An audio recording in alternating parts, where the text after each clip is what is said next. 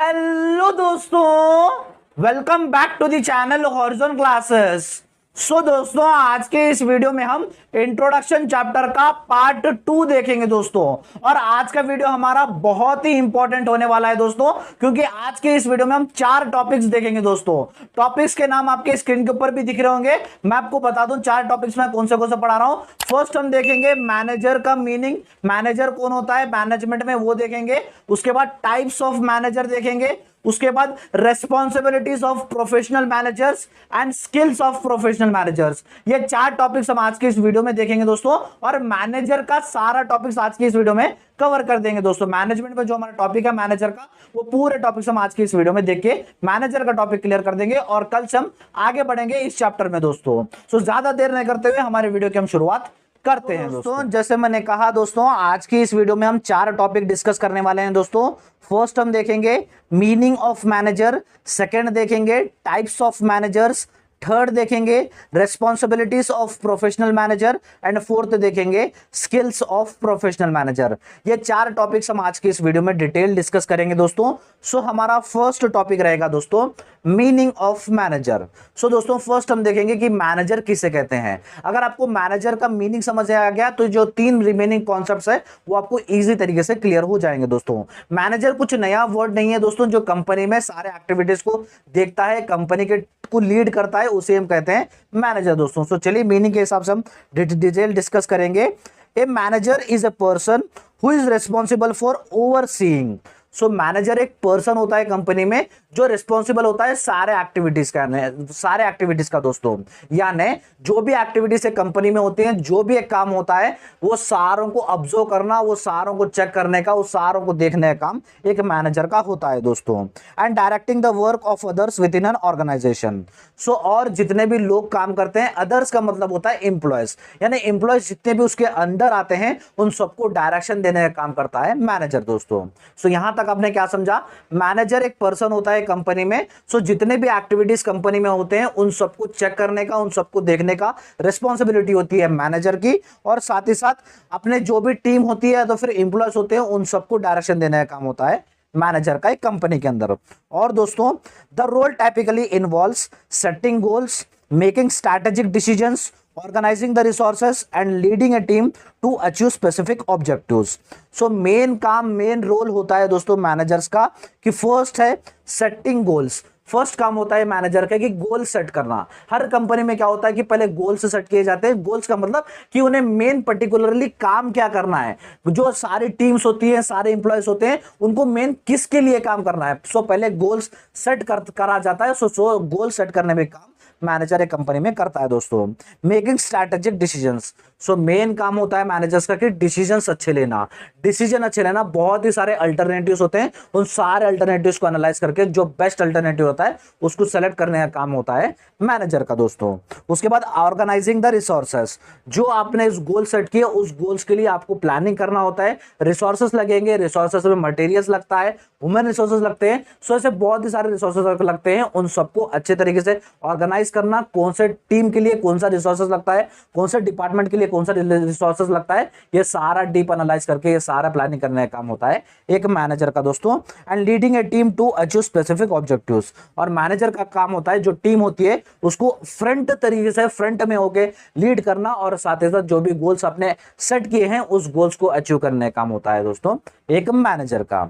ये मीनिंग से आपने क्या समझा दोस्तों, मैनेजर किसे कहते हैं।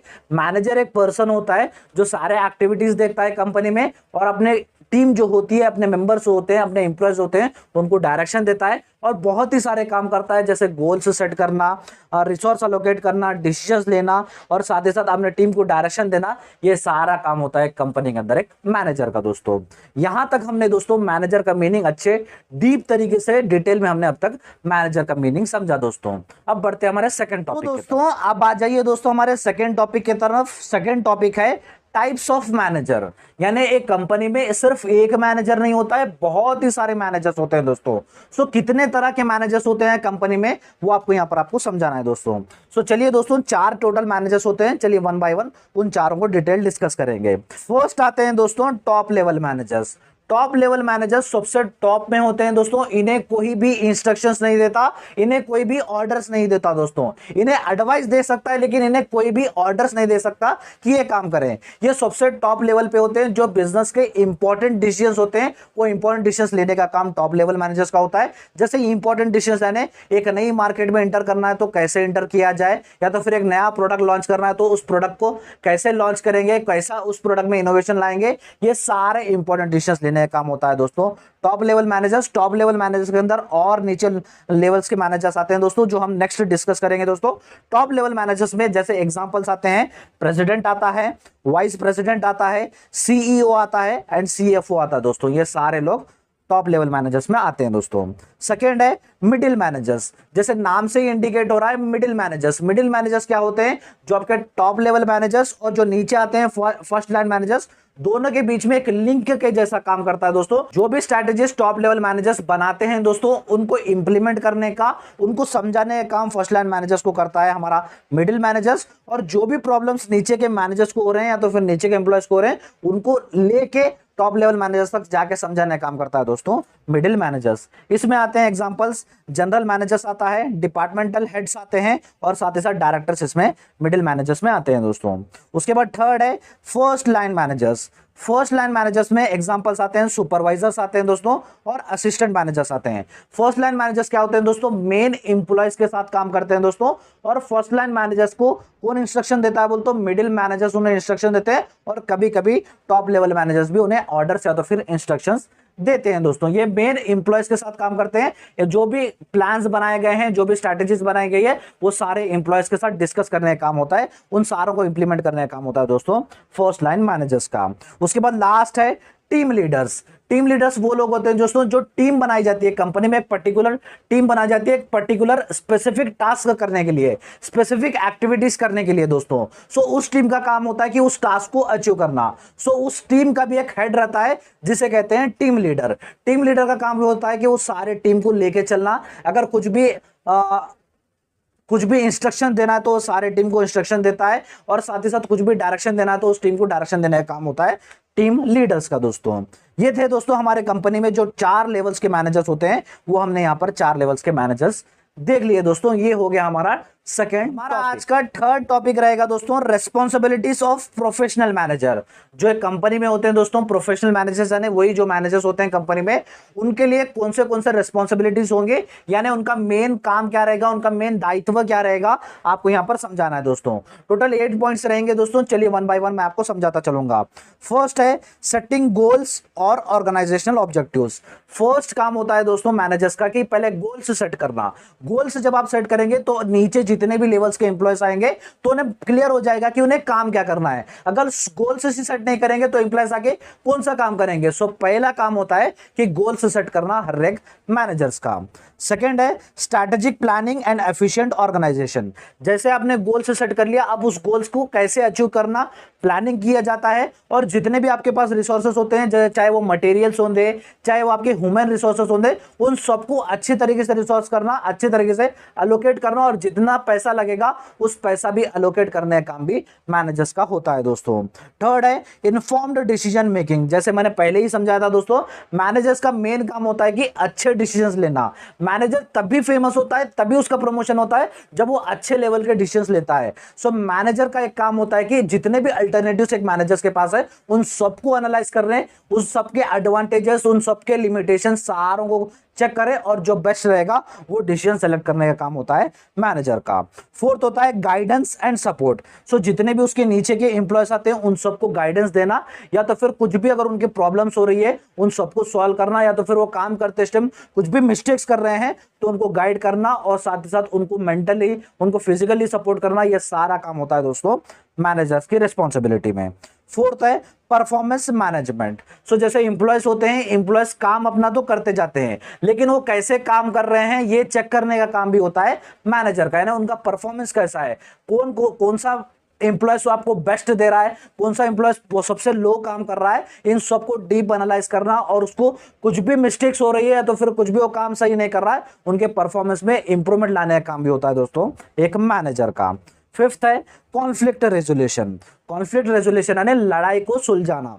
सो कभी भी दो एम्प्लॉयज एक जगह काम कर रहे हैं या तो फिर दो टीम्स साथ में काम कर रही है, दो डिपार्टमेंट्स एक कंपनी में काम कर रहे हैं, तो लड़ाई होने की संभावनाएं रहती है दोस्तों। सो उस लड़ाई को सॉल्व करना, कहां से लड़ाई हुई, किस बात से लड़ी हुई, इन सबको डीप एनालाइज करके उस लड़ाई को, प्रॉब्लम जो भी हो रहा है उसका सोल्यूशन निकाल के उन दोनों के बीच में रिजोल्यूशन करने का काम होता है दोस्तों एक मैनेजर का। सेवेंथ है दोस्तों टीम रिप्रेजेंटेशन। जो जिससे एक मैनेजर होता है या तो फिर लीडर होता है, वो एक टीम को रिप्रेजेंट करता है। यानी जो भी अच्छा हो रहा है तो भी मैनेजर को ब्लेम होगा, या तो फिर कुछ भी बुरा हो रहा है तो भी मैनेजर को ब्लेम हो रहा है। सो कुछ मिस्टेक्स हो रही है तो उसे जल्द से जल्द इंप्रूवमेंट करना चाहिए। अगर कुछ अच्छा भी हो जाए तो साथ में ही उनके साथ ही उनकी खुशी मनानी चाहिए दोस्तों। सो एक टीम को रिप्रेजेंट करता है एक मैनेजर। एट्थ है कम्युनिकेशन फैसिलिटेशन।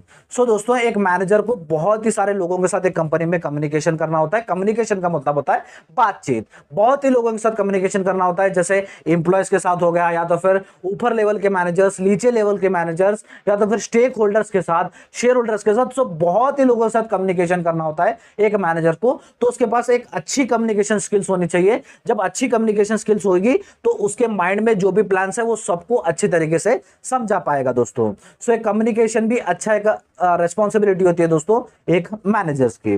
सो दोस्तों अब तक हमने देखा क्या क्या रिस्पॉन्सिबिलिटीज होती है एक मैनेजर्स के अंदर दोस्तों। ये हो गया दोस्तों हमारा आज का हमारा थर्ड। इसके बाद दोस्तों आज की इस वीडियो का हमारा लास्ट टॉपिक रहेगा स्किल्स ऑफ प्रोफेशनल मैनेजर। यानी एक मैनेजर्स के पास कौन से स्किल होनी चाहिए वो मैनेजर बनने के लिए, वो आपको यहां पर समझाना है दोस्तों। टोटल इसके भी 8 पॉइंट्स मैं दे रहा हूं दोस्तों। चलिए वन बाय वन उन सारे 8 पॉइंट्स को डिटेल डिस्कस करेंगे दोस्तों। फर्स्ट है इफेक्टिव कम्युनिकेशन स्किल्स। अभी हमने देखा दोस्तों एक मैनेजर के पास अच्छी कम्युनिकेशन स्किल होनी चाहिए। जैसे मैंने कहा मैनेजर को बहुत ही सारे लोगों के साथ कम्युनिकेशन करना होता है कंपनी के अंदर दोस्तों। जैसे मैनेजर्स हो गए, एम्प्लॉयज हो गए, स्टेक होल्डर्स हो गए, शेयर होल्डर्स हो गए। सो बहुत ही लोगों के साथ कम्युनिकेशन करना रहता है। सो एक मैनेजर के पास अच्छी कम्युनिकेशन स्किल होनी चाहिए दोस्तों। सेकेंड है लीडरशिप स्किल। एक मैनेजर तभी बनेगा, एम्प्लॉय से वो मैनेजर तभी बनेगा जब उसके पास अच्छी लीडरशिप स्किल होगी। उसे एक टीम को, उसे एक डिपार्टमेंट को लेके चलना होता है दोस्तों। सो उसके पास एक अच्छी लीडरशिप स्किल होनी चाहिए। अच्छी लीडरशिप स्किल जब होगी जब वो अपने टीम के साथ में मिलकर काम करेगा, उनके प्रॉब्लम्स को जब वो सॉल्व करेगा, तभी वो एक अच्छा लीडर बन पाएगा दोस्तों। सो मैनेजर के पास एक अच्छी लीडरशिप स्किल्स होनी चाहिए। थर्ड है स्ट्रैटेजिक थिंकिंग स्किल। सो दोस्तों एक मैनेजर के पास स्ट्रैटेजिक थिंकिंग स्किल्स होनी चाहिए। स्ट्रैटेजिक थिंकिंग यानी उसके पास जो भी डिसीजंस ले रहा है, अच्छे डिसीजंस लेने की स्किल्स होनी चाहिए, और साथ ही साथ लॉन्ग टर्म डिसीजंस लेने की स्किल्स होनी चाहिए। ऐसा नहीं कि शॉर्ट टर्म डिसीजन ले रहा है। अगर कोई भी शॉर्ट टर्म डिसीजन ले रहा है तो उसके डिसएडवांटेजेस भी रहेंगे दोस्तों। सो एक मैनेजर के पास एक स्किल होनी चाहिए कि लॉन्ग टर्म जो अच्छा चले, जो भी डिसीजंस ले रहा है लॉन्ग टर्म चले, वैसे डिसीजन लेने की एबिलिटी एक मैनेजर के पास होनी चाहिए। फोर्थ है प्रॉब्लम सॉल्विंग स्किल्स। मैं वीडियो स्टार्ट होने से पहले से बोल रहा हूं दोस्तों, प्रॉब्लम सॉल्विंग स्किल्स होनी चाहिए एक मैनेजर के पास। जो भी इंप्लॉयज के पास प्रॉब्लम्स आ रही है, या तो फिर जो भी कंपनी में रिस्क आया है, प्रॉब्लम उठी है, उन सारों को डीप एनालाइज करना कि प्रॉब्लम कहां से अराइज हो रहा है, उन सबको डीप एनालाइज करके, उन सबकी डिटेल रिसर्च एंड स्टडी करके उस प्रॉब्लम को सॉल्व करने की स्किल्स होनी चाहिए एक मैनेजर के पास दोस्तों। फिफ्थ है डिसीजन मेकिंग स्किल्स। सो जैसे मैंने कहा रहा हूं दोस्तों, एक मैनेजर के पास अच्छे डिसीजन लेने की एबिलिटी, अच्छे डिसीजन लेने की स्किल्स होनी चाहिए। सारे जितने भी उसके पास अल्टरनेटिव्स होते हैं, अल्टरनेटिव्स के मतलब जितने भी ऑप्शंस रहते हैं, उन सबको ऑप्शंस को अच्छे से डिटेल एनालाइज करना, डिटेल उन सबके सारे एडवांटेजेस, डिसएडवांटेजेस सारे डिटेल्स स्टडी करके जो बेस्ट अल्टरनेटिव रहेगा उसे सेलेक्ट करने का काम होता है दोस्तों एक मैनेजर का। उसके बाद सिक्स्थ है कॉन्फ्लिक्ट मैनेजमेंट स्किल्स। जैसे हमने रेस्पॉन्सिबिलिटीज में भी देखा था दोस्तों, कॉन्फ्लिक्ट मैनेजमेंट है जो लड़ाई होती है कंपनी में, जो दो टीम्स होती है, दो एम्प्लॉयज होते हैं, दो डिपार्टमेंट्स होते हैं, उनके बीच में लड़ाई होना एक नॉर्मल बात होती है एक ऑर्गेनाइजेशन में दोस्तों। सो उसको सॉल्व करना, उसका डिटेल एनालाइज करना कि लड़ाई कहां से स्टार्ट हो रही है, कौन लड़ाई कर रहा है, वजह क्या है, उस वजह को डीप एनालाइज करके उसको सॉल्व करने की एबिलिटी और दोनों के बीच में सुलह कराने की एबिलिटी एक कंपनी के मैनेजर के पास होनी चाहिए दोस्तों। सेवेंथ है दोस्तों अडेप्टेबिलिटी स्किल्स। सो आजकल के मॉडर्न मैनेजर्स में ये स्किल नॉर्मल तरीके से देखी जाती है दोस्तों, क्योंकि जितने भी मार्केट में आज का जमाना ऐसा नहीं रहा है कि बहुत ही लॉन्ग टाइम के बाद चेंजेस आएंगे, मार्केट में हो जाए या तो फिर एम्प्लॉयज के माइंड्स में हो जाए, कस्टमर के माइंड्स में हो जाए, कस्टमर के टेस्ट में, ये रिपीटेडली चेंजेस होते जाते हैं दोस्तों। उस चेंजेस को डीप एनालाइज करके उस चेंजेस के हिसाब से अपने कंपनी में या तो फिर अपने आप में जितने भी चेंजेस ला सकता है उसको लाना चाहिए, वैसे स्किल एक मैनेजर्स के पास होनी चाहिए दोस्तों। लास्ट है टेक्निकल स्किल्स। जो भी स्किल्स या तो फिर जो भी टूल्स लगेंगे आपको काम करते टाइम, वो सारे स्किल्स आपको सीखने जरूरी है। वो टेक्निकल भी हो सकते हैं, जैसे मशीन चलाना या तो फिर कुछ हार्डवेयर चलाना, कुछ भी सॉफ्टवेयर सिस्टम चलाना, या तो फिर मार्केटिंग के कैंपेनिंग भी टेक्निकल स्किल्स में आते हैं। ये सारे चीजों के नॉलेज, ये सारे चीजों के बारे में स्किल्स होना एक मैनेजर के पास होना जरूरी होगा दोस्तों। सो दोस्तों ये हमने देखा रिस्पॉन्सिबिलिटीज ऑफ प्रोफेशनल मैनेजर्स दोस्तों। आज की इस वीडियो में दोस्तों हमने 4 टॉपिक्स डिस्कस किए दोस्तों। आई होप यहां पर आपको मैनेजर का सारा कॉन्सेप्ट क्लियर हो गया दोस्तों। मैनेजर का इसी 4 टॉपिक्स के ऊपर आपको पूछेगा, इसके छोड़ के कोई दूसरा आपको नहीं पूछेगा दोस्तों। सो दोस्तों ये था हमारा आज का वीडियो दोस्तों। जैसे आप जानते हो मैं मॉडर्न मैनेजमेंट टेक्निक्स के क्लासेस स्टार्ट कर दिया था, जिसके प्लेलिस्ट का लिंक मैं आपको डिस्क्रिप्शन बॉक्स में दे दूंगा दोस्तों। और जो इस चैप्टर का पार्ट 1 था उसका भी लिंक मैं आपको डिस्क्रिप्शन बॉक्स में दे दूंगा, एक बार डिस्क्रिप्शन बॉक्स चेक कर लीजिएगा दोस्तों। अगर हमारा आज का वीडियो अच्छा लगा तो वीडियो को लाइक कर दीजिए, चैनल को सब्सक्राइब कर लीजिएगा और अपने सारे फ्रेंड्स के साथ इस वीडियो को शेयर भी कर दीजिएगा दोस्तों। Thank you so much.